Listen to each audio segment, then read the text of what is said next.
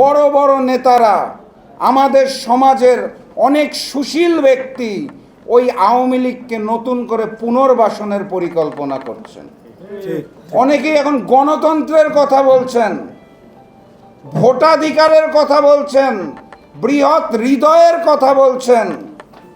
আমি স্পষ্ট ভাষায় জানিয়ে দিতে চাই, গণহত্যাকারী আওয়ামী লীগের অপরাজনীতি বাংলাদেশ থেকে চিরতরে নিষিদ্ধ ঘোষণা করতে হবে। ওই আওয়ামী লীগের ভোটাধিকার বন্ধ করতে হবে।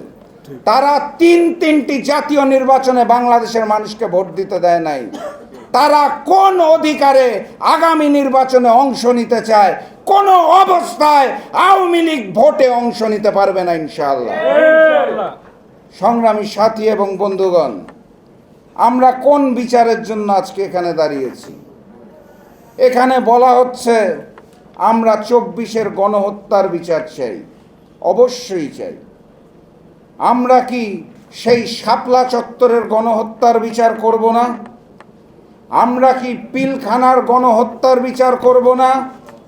আমরা কি লগি বৈঠার গণহত্যার বিচার করব না?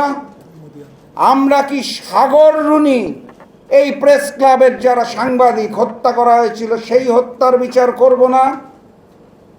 আমরা কি বিচার করব না এমন কি সেই যে এক হিন্দু যুবক বিশ্বজিৎ, সে বলেছিল আমি হিন্দু, তাকে শিবির তকমা দিয়ে পিটিয়ে হত্যা করা হয়েছিল, সেই হত্যার বিচার করব না?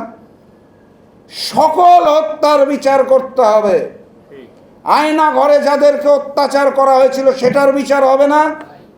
যাদেরকে গুম করা হলো, খুন করা হলো, তাদের বিচার হবে না? এই সকল গণহত্যার দায়ে, গুমের দায়ে, খুনের দায়ে এই আয়না ঘরের সৃষ্টিকর্তা নরেন্দ্র মোদীকে যিনি প্রভু মেনেছিলেন, সেই ভারতের তিলকওয়ালি মুখ্যমন্ত্রী শেখ হাসিনার বিচার হতে হবে।